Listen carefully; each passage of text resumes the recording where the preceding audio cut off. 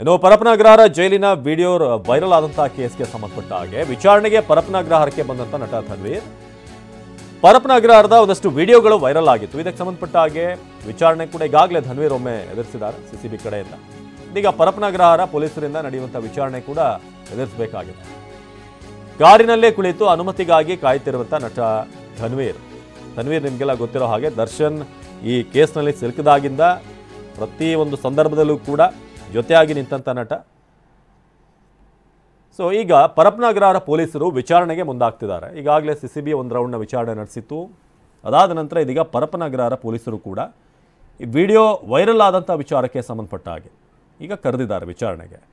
So ಹೊರಗಡೆ ಕಾರ್ನಲ್ಲಿ ಈಗ ಒಳಗೆ ಹೋಗೋಕ್ಕೆ ಪರ್ಮಿಷನ್ಗಾಗಿ ಕಾಯ್ತಿರುವಂಥ ನಟ ಧನ್ವೀರ್, ಕಾರ್ನಲ್ಲೇ ಕುಳಿತು ಅನುಮತಿಗಾಗಿ ಕಾಯ್ತಿರುವಂಥ ನಟ ಧನ್ವೀರ್ ನಿಮಗೆಲ್ಲ ಗೊತ್ತಿರೋ ಹಾಗೆ ಸಿನಿಮಾಗಳಿಗಿಂತ ಹೆಚ್ಚಾಗಿ ದರ್ಶನ್ ಜೊತೆ ಕಾಣಿಸ್ಕೊಂಡಿರೋದೇ ಹೆಚ್ಚು.